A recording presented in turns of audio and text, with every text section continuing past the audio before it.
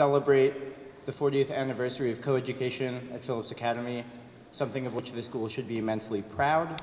40 years is a long time. Although we're not always aware of it, gender affects us all, even though we experience it differently.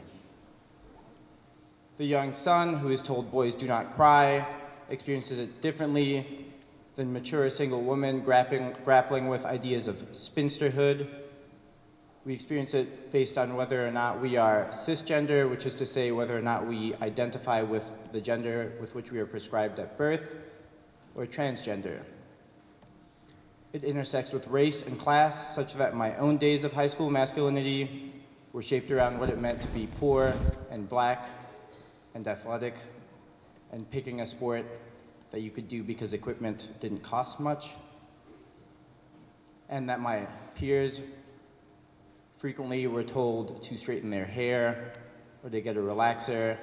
Indeed, gender has so much to do with race that it is quite timely that we are having this discussion today. It is also based on region and nationality, such that those of us who grew up in the South have totally different experiences than those that grew up in the global South. It's based on sexuality, such that heterosexual students have some different encounters with femininity and masculinity than our queer students. Gender, in fact, intersects with so many factors that every story we received was unique and incredible in its own way.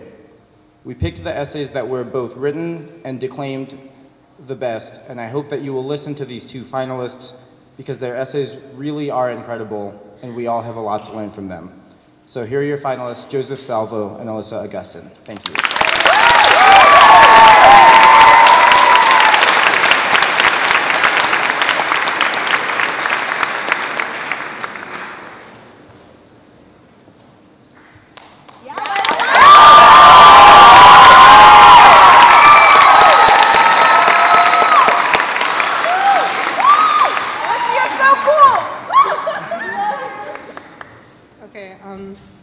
This paper is called Territorial Pissings. This is the ladies' room. A beat passes as I stare back at the woman, her face moving from surprise to confusion to embarrassment, sprinkled with the slightest bit of disgust as her eyes drift downwards. My response, "I am a lady, thank you," is overridden by an amendment to her previous statement. "Oh," she says with her eyes trained on my chest. And, just barely, "Sorry," as I step into the food court's women's bathroom. At this point, everyone is staring at me and furtively pretending that they are not. Every grown woman who is not in a stall is examining my face, raking my body up and down with their eyes, trying to rationalize my presence among them. A woman washing her hands is sneering into the mirror, eyes trained on my reflection. A mother dragging her son out of the stall closest to me has fallen silent, glancing nervously between me and her stubborn little boy, now meekly trying to get his cooperation. A teenager leaning against the wall, next to the woman who called me out, is gawking at me, slack-jawed, iPhone threatening to slip out of her hand. She cannot be much older than me, but her tank top, denim skirt, and puffy brown Uggs are the antithesis to my black, high-collared t-shirt and my baggy cargo shorts. I think, fleetingly, that we may as well be a world apart, but no.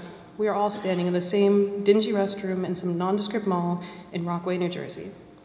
The whole bathroom is holding its breath, waiting for me to do something, to step out of line and evoke the sort of response that is saved for situations like this. As the women around me bristle, the blood rushes out of my chest and into my face. The vessel pulsing in my head is a hammer ramming into my temple. I try to take a deep breath, but my trachea feels as though a fist is crushing it, so I stumble into a stall and attempt to recover. Beyond the sounds of faucets running and hands crinkling paper towels, the room is silent. No one says a word until everyone has heard the sound of me sitting on the toilet. This is the proof they've been waiting for.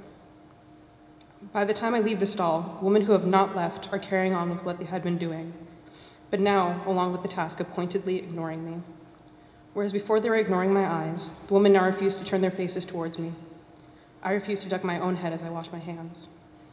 I count to 10 silently before I dry my hands and leave, trying not to look like I am running, as though I am the one who has done something wrong. I can finally take a breath as I walk out into the food court. The first thing I see is the woman who thought I was mistaken, talking animatedly with her family and pointing in my direction. I decide not to look at their faces as I walk back to my table, chin held high, still dizzy with overwhelming embarrassment. At the table, my best friend, Kaya, is clutching her stomach in nausea from having eaten an entire Cinnabon in the roughly 3 minutes I have been gone. Her boyfriend is rubbing her back soothingly as my cousin is laughing maniacally at some joke that I missed. My brother, the adult in this situation, is zoning out and staring at nothing in particular, though he does not fail to acknowledge my reappearance. When I tell everyone what happened, I get little sympathy, as this is not an unusual event by this point. My cousin asked me why I didn't just use the men's room. I shrug, and I tell him that it was because I was afraid that the janitor in there would call security. I remind him that my mother has forbidden me from all men's bathrooms. Kaya is the only one that recognizes how mutely upset I am. You know, she says, looking up from her sugar-induced agony, I'll come with you to the bathroom, if you want, from now on. And she does, though her bright blue hair does little to repel the glares and sideways glances I attract whenever I enter a public bathroom. I will admit, though, that it is much easier to handle that type of awkward situation with the safety net of someone who can vouch for your authenticity as someone who belongs. The problem, though, is that Kaya's word means as little as mine does to many, many people. To those people, we are just two brown kids up to some sort of shenanigans in their bathroom. By breaking a set of societal rules, I managed to set myself onto a plane that the majority of cisgender people refuse to exist on. My existence in a woman's bathroom in some Jersey mall would not be a problem if society's perception of gender did not fall so readily into the standard binary. In the United States, and most of the rest of the world, there is a widely recognized way to be a man or a woman. When a person does not live by these terms, they become an outsider to those that follow and enforce them. In this way, our citizens and our media are effectively erasing anyone who does not fit within the given parameters and demeaning anyone who decides that the gender they had been assigned at whatever point in their lives no longer correlates to how they feel. Anyone, if they even noticed anymore, can recall a time when they have heard or even said that someone cannot do something because it was an action delegated to a gender that they were not recognized as. Even a place that is supposed to be as groundbreaking and broad-minded as Phillips Academy sorts its community members into roles as men and women, boys and girls. When there's a conversation about gender here, it is always, without fail, about cisgender people, and almost always about women. Only when is specifically a discussion about transgender people do the ideas of gender variation come out. Especially disturbing is the situation we have reached in which a conversation that is titled as one about gender is actually about the experiences and challenges of being a cisgender woman. There is nothing wrong with the existence of these conversations, but by reducing gender to the single experience, we are defining gender inequalities to being something that only cisgender women experience, and effectively invalidating not only the experiences of transgender people, but even those of cisgender men. I hear my male peers talk about how their lives are not affected by gender because they've only heard gender discussed through a cisgender woman's perspective. What they fail to see is that our entire society is fixated on gender roles. They fail to see how we have, as a collective, been conditioned to ridicule actions that pull one out of the restrictive gender binary. If our world were not managed by these rules, I would be able to walk into any public bathroom peacefully. People would not bat an eyelash at the existence of a girl with short hair and a flat chest, or a boy with a curved waist and painted nails. Maybe they could even deal with someone of the wrong gender using their bathroom, because what could that person be doing but using the toilet? I know for certain that my mother would not be upset when I come home with yet another story of how I was scrutinized and questioned while using the bathroom. She would not have to look me in the eyes and respond to my half-joking suggestion of me using the men's bathroom with the warning of, you know what men do to women that they find in the bathroom.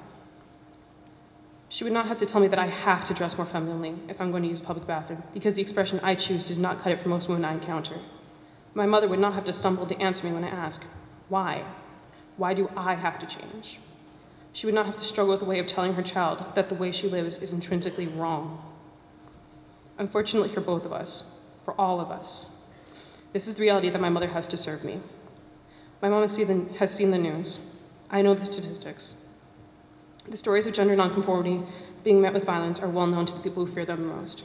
It ends up that my mother cannot conjure an answer to my protest, and we do not finish this conversation, though we both know that my mother is right, no matter how twisted her victory is. Knowing anything does not change the fact, however, that every time I need to pee, I have to make an absurd choice. I can go to the women's bathroom and make everyone involved incredibly uncomfortable. I can watch as women silently and sometimes vocally panic, thinking I'm a male intruding into their space. I can watch as the fear turns to disgust and discomfort upon the realization that I am, in fact, what they know to be a girl underneath my baggy t-shirts and cargo shorts.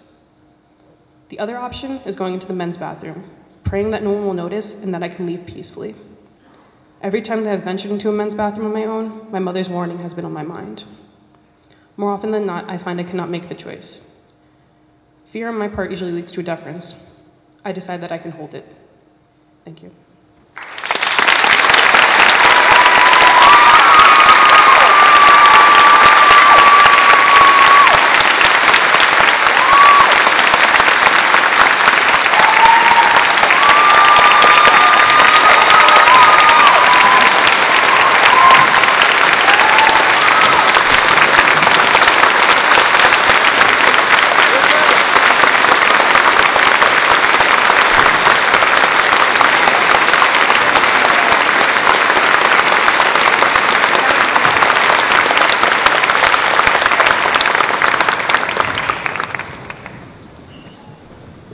Well, that's a hard act to follow. Okay. This is called Old Answers. The stirrings of a melody hushed as the curtain started to rise. For a moment, there was only the darkness, an abyss punctuated with occasional coughs and the rustling of programs. I could see light gleaming off bifocals in the front row. All was still. But in another moment came music, movement, and life. The melody asked a question, and I quickly responded, nervous at first, but increasingly courageous as the song continued to tell me its story. I, in turn, revealed my own truths. Listen to me, I demanded, and the world complied. 5-year-olds, after all, can be so pushy. People sometimes ask me why I gave up ballet after practicing it for 9 years. I never seem able to offer them much of an explanation, only my memories. When I was 5, my ballet class consisted of 11 students. Each day, I followed 10 young girls into the studio, a line of black leotards and faded pink ballet shoes, hair slicked back into buns as tight as doorknobs. As for me, I had my black tights and tucked-in white shirt, which I always untucked whenever the teacher wasn't looking. Class, the teacher would call as garish piano rags bounced out of a CD player. Watch me as I demonstrate. So began plenty of knee bending and attempted toe pointing, the alphabet of ballet's language. Now, let's try it all together. Next came semi-random shuffling by confused kindergartners holding onto bars lowered to their neck level. It goes slowly at first. No language is learned all at once. Again, the teacher would always cry. Again, again, again. One boy in a class full of girls, and in each girl's head the seed of a dream. Who knew where each inspiration had come from? A doll? An advertisement? A Nutcracker television special? The results varied a bit too. Some wanted grace. Others wanted beauty. Most wanted to be a fairy princess. All I wanted was to answer music the way it had answered me. Few are fluent in the complicated language of children, but music always listens, always provides understanding and guidance. Before any playmate or family member, music was once my closest confidant. After the chaos of mourning had subsided each day, I would sneak into the living room and click on the radio. I never quite knew who I would meet. A dusty classical piece, a fizzy jazz tune, or, if I was really lucky, Conga by Gloria Estefan. Once the sound began to emerge from the black speakers, the creation of something out of nothing, all the room became a stage. I threw myself into the music in every way I could think of, jumping, spinning, knocking over lamps, until at last, breathing heavily and saturated with sweat, I felt the song come to a close. Reality re-extended its hardened fingers as I collapsed into a chair, satisfied, but slightly disappointed that none of it could continue indefinitely. If only there was some way that it could. One day I was waiting in line with my parents when an elderly man in a wheelchair rolled into place behind us. After a brief conversation with my parents, he eyed me carefully and pointed a bony finger accusingly. "And what are you gonna be, eh?" he whispered. "A football player?" "No," I said. And then, for some reason, a dancer. It was like opening a door, only to find an ocean on the other side. The man recoiled as quickly as his ancient spine would allow and looked to my parents. "What?" he barked. Perhaps his hearing aid had just inconveniently short-circuited. Without flinching, my mother looked him in the eye and shouted back, "A dancer!"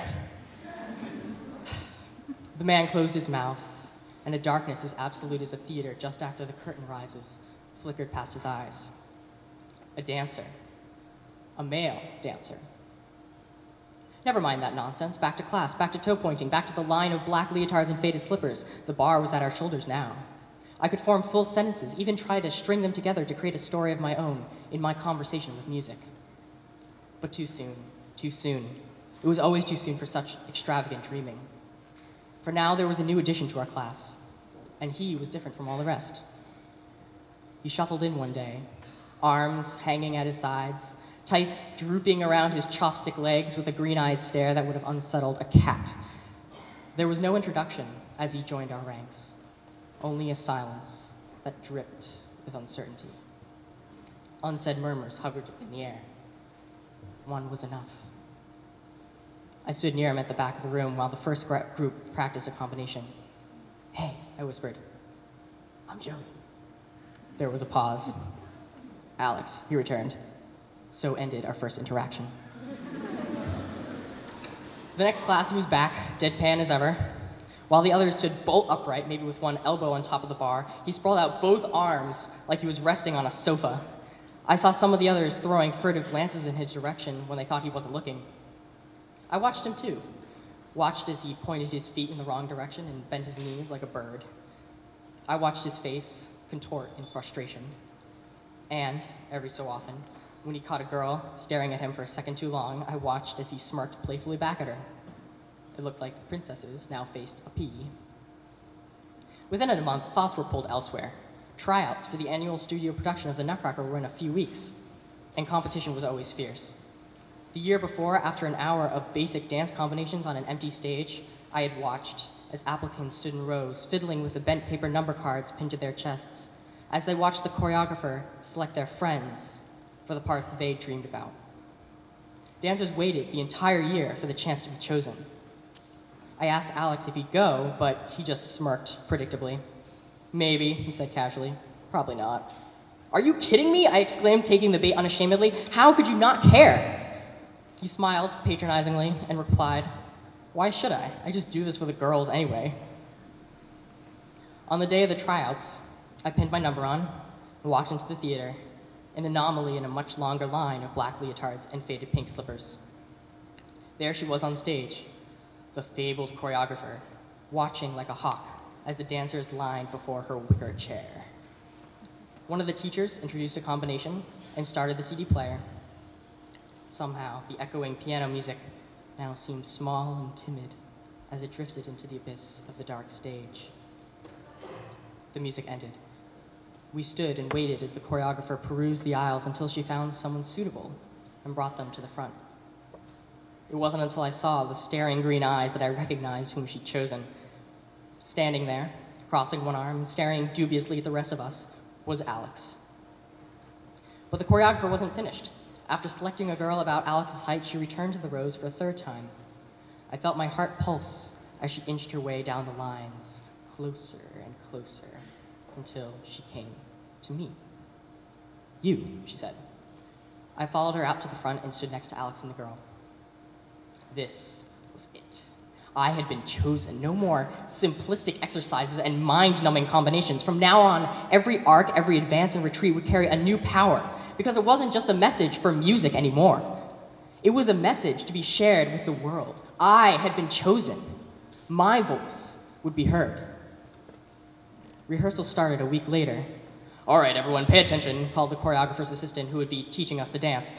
"You come over here. You stand over there. You and you stand behind them in the back, make a V. Same for you two. Gentlemen," he turned to Alex, myself, and two other boys. "Stand over here on the side. We won't get to your part for a while." The four of us moved towards the window and waited.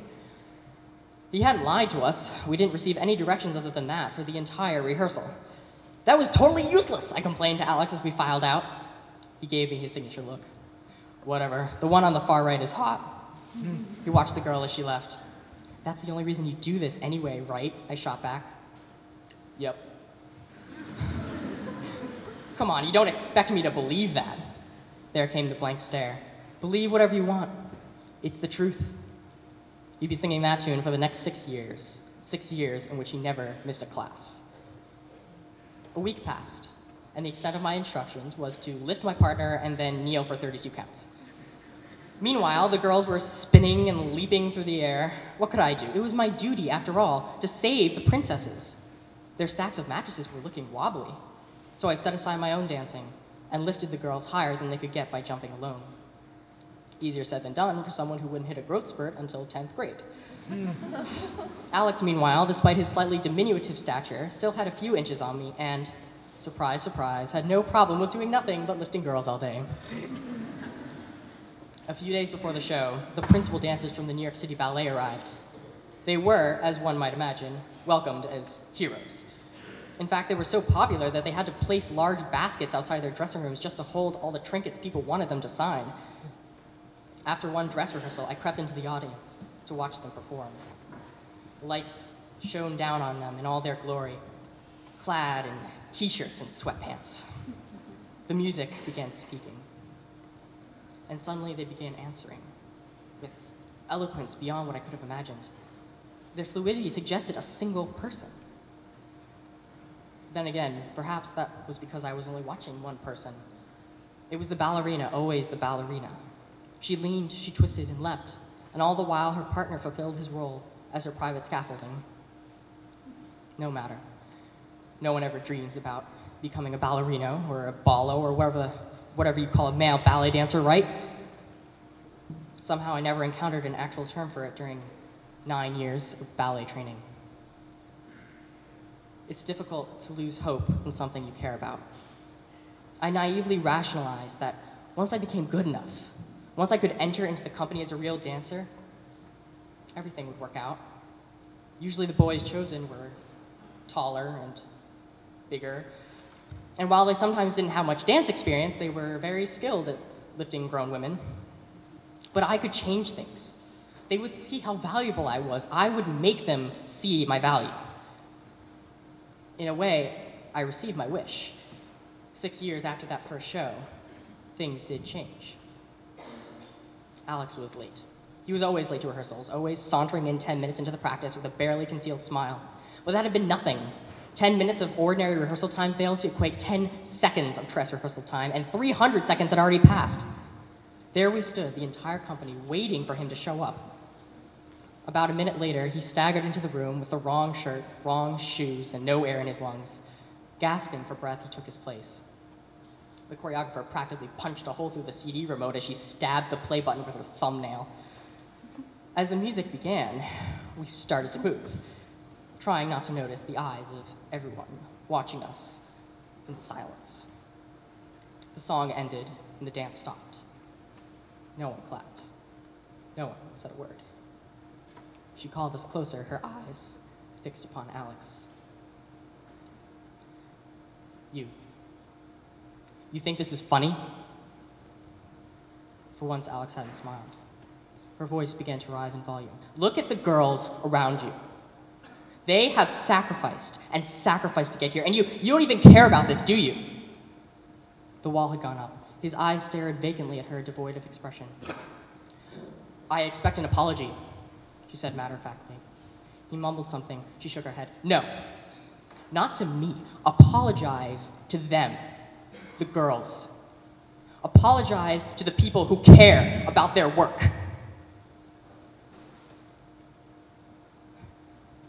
I stared at her, a cold fury flushing its way through my ears. Sorry, mumbled Alex, staring beyond the walls of the room. Later, I learned that he'd been delayed at the hospital while receiving prescribed hormone supplements. Though always a scrawny kid, Alex had never truly needed supplements until about a year after starting ballet, about the time that I'd met him. He'd simply not had the arm strength to lift girls twice his size. People sometimes ask me why I gave up ballet after practicing it for 9 years.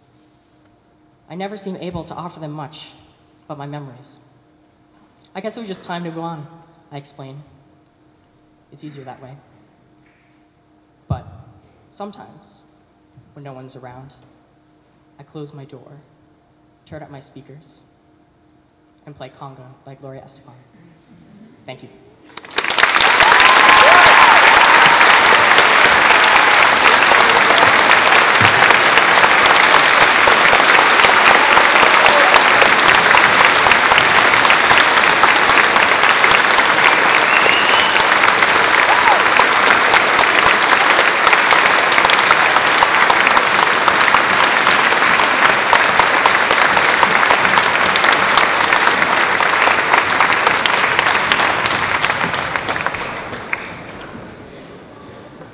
Thank you, Alyssa, and thank you, Joey, for an extraordinary morning so far.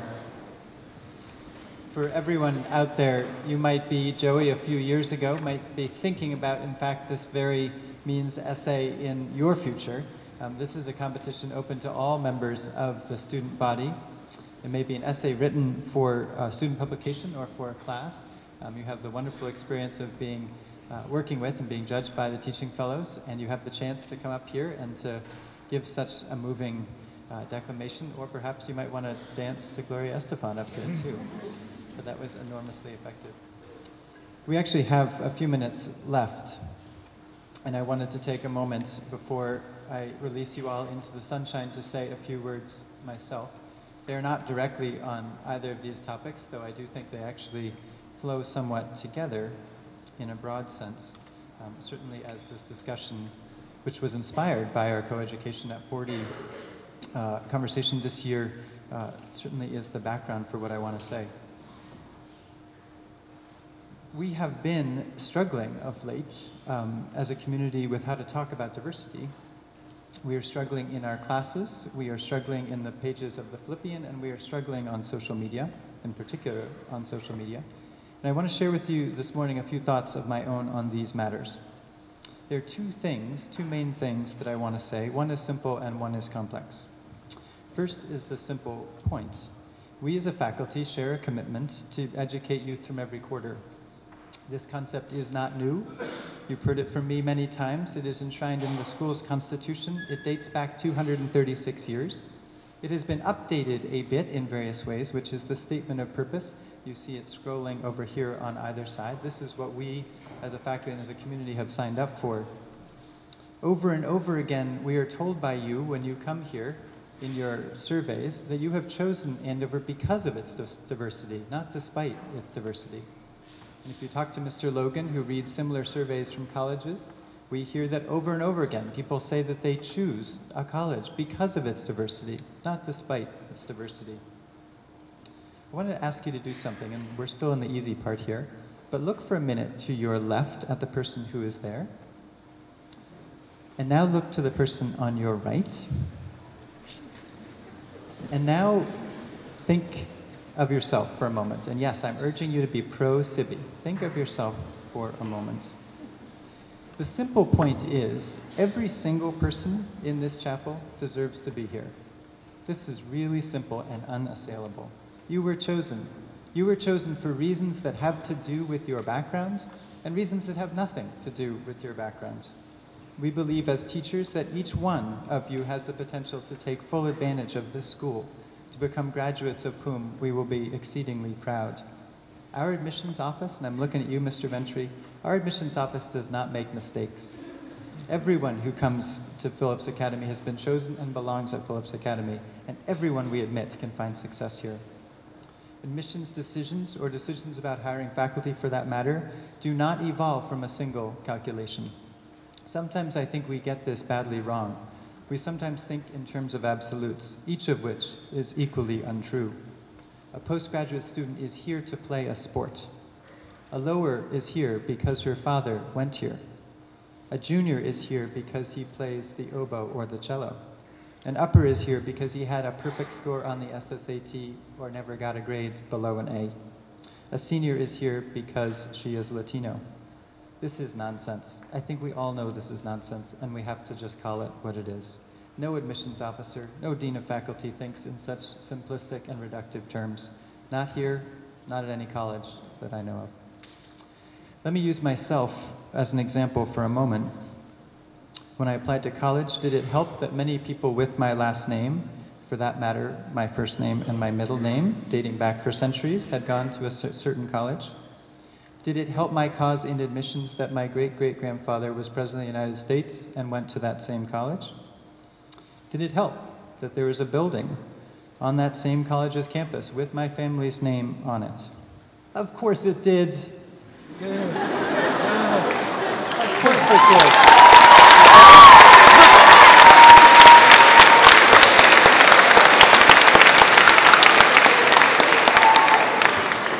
Did it help me that I was an athlete, that I played a sport that this college was good at? I wasn't the #1 recruit for that sport, but I don't think it hurt. So you could look at me now, and you could say, John Palfrey, you took my spot at my college. You might say that. I think that would be both dangerous and wrong. But the reason I think it's dangerous and wrong is not because you would get in trouble, but just because I think it's foolish. Do you know what my recommendations said? Do you know what my test scores or my grades were? Do you know how my interview went? Do you know what the admissions officer thought about my essay? About who I am, about what my potential is? Do you know whether the faculty thought I would be a person of great integrity and leadership? Of course you don't. Even I don't. There's no reason why any one of us is admitted to a school we get into. Not one reason. There are many reasons. Legacy, athletics, race, yes. These are all factors that go into admissions decisions. And there are many, many, many more. And I can tell you, I don't kid myself about the privileges I've enjoyed. And at the same time, I'm proud of my family. I am. I'm proud to be an athlete. I'm proud of all the sweat and the tears, and I would be proud if I were a dancer of all of those sweat and all that tears and learning that went into it. And I'm proud of all the hard work I put into my studies and everything else I struggled at, just as you do. And every single person here should be encouraged to take pride in where they came from, what they've done, who they are, and what their potential is. That, my friends, is the easy part. I know I speak for the faculty, and you may notice that there are more members of the faculty here than there are on many days, because I know we all want to affirm that everyone who is here deserves to be here at Andover.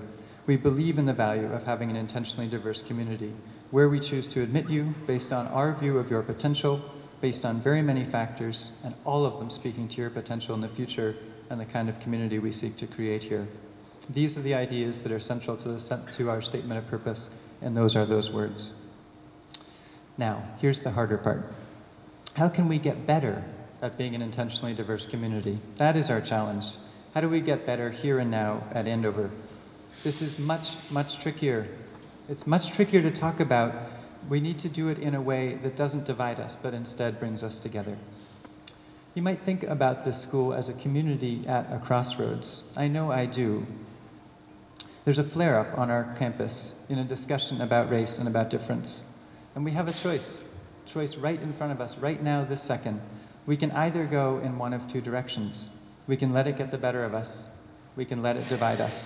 We can each go back to our camps. I'll go back to my legacy athlete camp over there, and you go to your camp over here. We can point our way back to a community that is segregated and one that feeds on mistrust and in anger. Or we can choose another path. We can choose a path that is grounded in a belief in inclusivity and in respect. We can listen to one another, yes, everyone. We can learn about one another's backgrounds, yes, everyone's backgrounds. We can find the common ground that is across differences. We can and must take time to learn about the pressures that many Asian students here tell us they face to perform in certain ways. We can and must take the time to understand the deep and enduring cultural hurt associated with the notion of blackface, and why a cartoon in a newspaper would be sure to upset members of a community here in the United States in 2014. We can and must take the time to learn about what it is like to be here, no matter our background. And I think these two means essay declamations were the perfect way to introduce that conversation here. I'll go a step further. I think this ability to talk to one another, to live with one another despite our differences, is one of the most important skills you can learn at Andover. It is a form of excellence. It is a form of excellence that I aspire for every member of the student body at Andover to learn before you graduate. This is one of the many reasons why I can say with total conviction that there is no tension, none whatsoever, with our commitment to excellence in academics, athletics, arts, and lots of other things, and having a diverse community at Andover. These ideas are completely in sync with one another. Putting it even more strongly, we cannot pursue excellence if we do not have an intentionally diverse community in which we are educating one another. This competency is central to what we are trying to accomplish as a school, full stop. And I believe that this competency in diversity is essential to our succeeding as humankind in an increasingly global and interconnected world. I don't think it's just about Andover. Before I close, and those were the two main points I wanted to make, and I will urge you into the sunshine of this beautiful day, I want to respond to a few direct questions that I've been asked in recent days. I'm going to share some views that not everyone will agree with, but I do so out of respect for this conversation, and hopefully as an offering to the conversation, and out of respect from all of you as students and for the questions you've asked of me. One of these questions is whether I support affirmative action. The answer is yes, I do. I believe that affirmative action is essential to the creation of a world that can grapple with the problems that we face. I believe that the long-running support for affirmative action in admissions, consistently upheld by the United States Supreme Court, though much under fire at all times, is right and good. Another question I get asked recently is whether I support the right to free expression and open and honest dialogue on a campus. The answer to that question, too, is yes, I do. I believe in the First Amendment of the Constitution of this country. It's an important framework for the protection of free expression, of dissent, and of progress in a democracy. We need diversity of thought at Andover, and we need diversity of thought in the United States, and we need diversity of thought in the world. At the same time, it's important to note what the First Amendment does and does not do. The First Amendment does provide some of the deepest and broadest protections of speech in the world, but it does not afford anyone the right to say anything at any time. The First Amendment is much more complex for that, and if you decide to become a constitutional lawyer, you will have a wonderful set of problems facing you for the rest of your career. Even in this free country, there are what are called time, place, and manner restrictions on what you can say and what you can do. You may dissent, and I urge you to dissent, but you cannot shout fire in this chapel right now if there is no fire. That's against the law. You cannot practice hate in ways that harm others. You cannot lie about others and do them harm. You cannot publish or look at certain obscene things. Those may seem like speech, but they are not protected speech. I believe in a form of free expression that has sharp and appropriate limits. Our job here on this campus, in this community, is to define those limits in a way that enable us to have a respectful, inclusive, serious dialogue, and to make this a welcoming place for every single person who is here, regardless of their views. A final note. I've been challenged about the email that Paul Murphy and Linda Griffith and I sent over the weekend, asking you to refrain from taking up these particular issues in social media. How, I've been asked, can you square this message that you've sent to us with the message that you're saying now, that we need to talk about these things, that we need to work them out?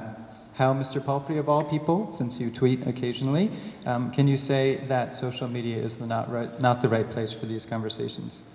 There are two reasons. The first is because I don't think that social media is a very good forum for having these conversations that are as sensitive and nuanced as these ones are. We need classrooms, we need dorm rooms, we need pathways, we need the dining hall, we need art spaces. We need teachers and students working together, and yes, we need face-to-face. The second reason, though, is that I want to protect you from yourselves. I don't usually get into a mode that is paternalistic in this way, but I'm going to do so right now. Some of you have written things in the last 2 years, I suspect, or sent messages of various sorts online that you may come to regret or already have come to regret. All of us, whether or not we are adolescents, tend to post things first and to think second in social media. It's a proven fact. This is my field. I will share with you the studies if you doubt me. The problem with this approach is that you may hurt others and you hurt yourselves. I worry that you will all be putting on digital tattoos. Imagine some words or forms of images that someday you will wish to rub off, but you will not be able to do so. Imagine finding yourself in an interview for that college or graduate school or job that you really want and being asked about something that you posted some years before in haste and in anger about other people. How will you feel then? You will almost certainly regret it. I personally have a simple rule and I urge you to adopt it. Before I post something online, I think, could I imagine seeing this on the front page of the New York Times with my name associated beside it and being proud of that, not just tomorrow, but for the rest of my life. Before you post something online or send it an email or a Snapchat or whatever it might be that comes next, think about that question. I'm urging you to keep this particular conversation out of social media, not because I'm trying to censor you, but for your own good and for our collective good. Okay, this was more somber than I meant it to be, but I think it's serious and it's important. We all came to Andover to learn and to live together in an intentionally diverse community. We are not perfect. I am not perfect. We are not perfect as a community, but I am so glad that each and every one of you is here with us at Andover. I believe that we can do this, and I believe that we can become a stronger and better version of the same community we are here at Andover. To everyone involved in today's all-school meeting, thank you, and I wish you great good luck. All-school meeting dismissed.